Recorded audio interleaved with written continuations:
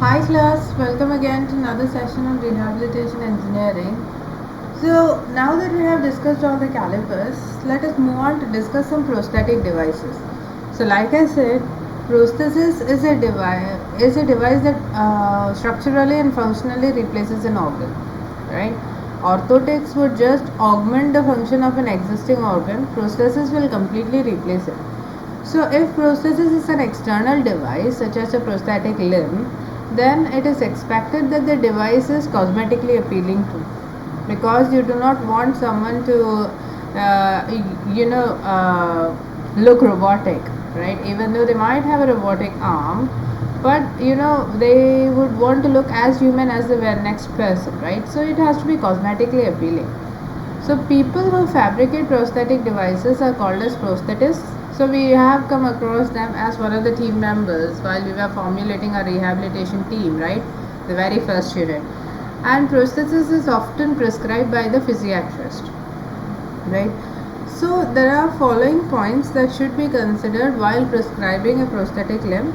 First is level of amputation, whether the level is above the elbow, below elbow, or whether it is just the hand. Various level of amputation has to be evaluated, based on which the prosthesis would be prescribed. Now you have to also evaluate the cause of amputation, because certain causes, like if it is something like gangrene, right? You wouldn't it's often robotic limbs are not prescribed for them, because sometimes fluid might ooze out from gangrene. I mean, if there's still some remnant infection, then fluid might ooze out from it, and that might result in corrosion of a device, right? So then you have the shape of the stump, because that would result in how the shape of the prosthetic limb that is would result in the shape of the prosthetic limb that comes in contact with the stump. And then you have the expected function, like whether the person wants it just for the sake of cosmetic purpose, or whether the person wants to use the hand functionally. That also has to be evaluated. Excuse me. And then you have the motivated and cognitive functions, then vocation and hobby of the patient, and cosmesis as well as financial resource of the patient. A patient might be very tempted to to have a robotic prosthetic limb or a myoelectric prosthetic limb. However, you have to educate them with the finances or expenses that they are looking at, and based on which the individual might forego the idea of using a prosthetic device, or might still want to use it, right? So all are these points that you need to be considered while you are prescribing a prosthesis, right?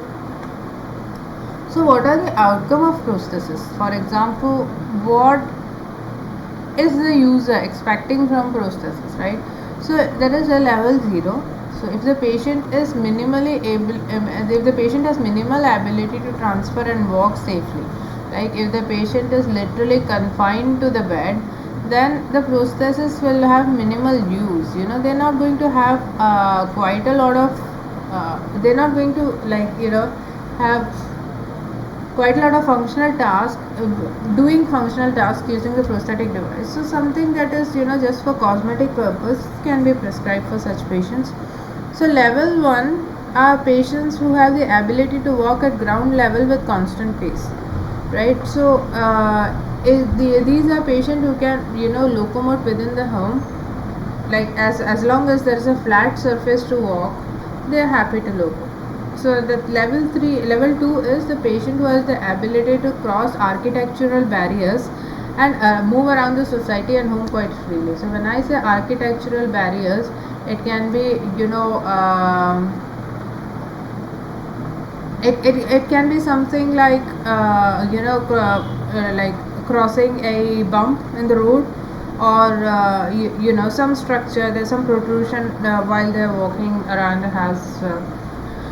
So the level 3 is patient who is able to travel all over the community irrespective of barriers and achieving all functions.